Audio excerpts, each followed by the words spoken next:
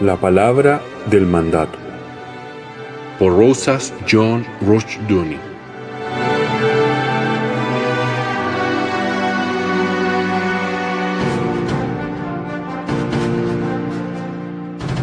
Una opinión muy común en la actualidad sostiene que la Biblia está inspirada cuando habla de fe y moral, pero es completamente un producto de sus tiempos cuando toca asuntos de historia y las ciencias, o el mundo natural.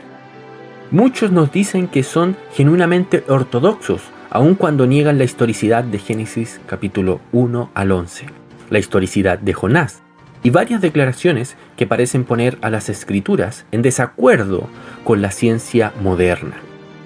La Biblia, dicen, es infalible en lo que respecta a la fe y la moral, pero la historia y la naturaleza están fuera de su ámbito. Los orígenes recientes de esta opinión son neoortodoxos y bartianos. Las raíces, sin embargo, vuelven al neoplatonismo y su desprecio de la realidad material y finalmente al antiguo dualismo persa. Implícita en esta doctrina, llamada Inspiratio Fundamentalis, es una división de la realidad en dos esferas. Van Til ha observado con respecto a esta teoría. Esta teoría parece muy atractiva para muchos cristianos serios hoy en día. En primer lugar, encaja con la distinción común hecha por el pensamiento moderno entre la verdad religiosa y la científica. Comúnmente se considera que los dos son bastante distintos entre sí. Se supone que la ciencia debe tratar con el mundo espacio-temporal, mientras que la religión trata con los valores morales y espirituales que se consideran independientes de los hechos espacio-temporales. En segundo lugar, si uno acepta la teoría de la inspiración fundamental, uno puede dejar que la crítica bíblica tenga su propio curso libre. Luego, se mantiene que toda la verdad religiosa que se enseña en las Escrituras permanece intacta, aun cuando la crítica demuestre la no historicidad de muchos de los hechos registrados en las Escrituras. Con respecto a esta teoría, debe observarse de inmediato que es en sí misma una parte de todo el esquema no cristiano de interpretación de la vida. En primer lugar, toda la distinción entre verdad religiosa e histórica es absolutamente falsa desde el punto de vista cristiano. La resurrección de Cristo es un hecho histórico, y la verdad de la religión del cristianismo, junto con otros hechos históricos, dependen de la resurrección. La redención ha sido históricamente mediada. Fue en la historia, por personas históricas, que el pecado fue cometido.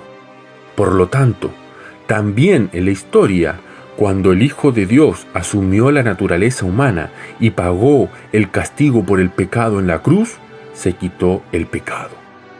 Necesitamos, por lo tanto, una interpretación autorizada del significado definitivo de estos hechos históricos redentores.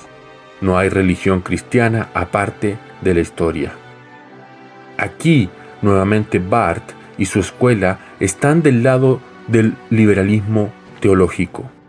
Barth, al igual que los modernistas o liberales teológicos, es virtualmente indiferente a la historicidad de los hechos de la redención. Es decir, el verdadero significado de la redención, según Barth, es más conceptual que histórico. En la encarnación, Cristo solo toca la historia cuando una tangente toca un círculo. La redención es, de acuerdo con este punto de vista, un proceso mediante el cual los hombres son sacados de lo histórico y hechos algo superhistórico. No es de extrañar que, con tal concepción de la historia, Barth y su escuela sean indiferentes al criticismo bíblico y ridiculicen la teoría de una Biblia infalible. Termina la cita de Van Til. Tal doctrina, en efecto, arrebata al hombre de la historia incluso mientras está en ella. Hace que la fe no sea histórica y por lo tanto irrelevante. Por todo eso, no es solo la historia y la naturaleza las que están fuera de Dios, sino también la fe y la moral en última instancia. La razón es simplemente la doctrina de Dios implícita en esta teoría. Se nos pide creer que Dios no habla infaliblemente con respecto a la historia y la naturaleza. Tal Dios no es soberano, ni tampoco literalmente el creador del cielo y de la tierra, ni quien determina toda la historia. Dios, entonces, es una figura separada, ajena a la creación, dando consejo moral y religioso a un mundo ajeno. No es sorprendente que los defensores de esta teoría sean uniformemente antinominianos. Si profesan honrar la ley de Dios, es sobre una base selectiva, leyes contra el asesinato, pero no necesariamente la pena capital por asesinato. Leyes contra el adulterio, pero no la pena de muerte por ello. Leyes contra el robo, pero no leyes para la restitución, y así.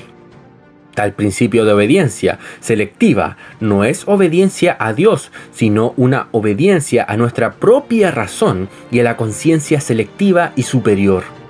En lugar de un Dios soberano, tenemos un hombre soberano.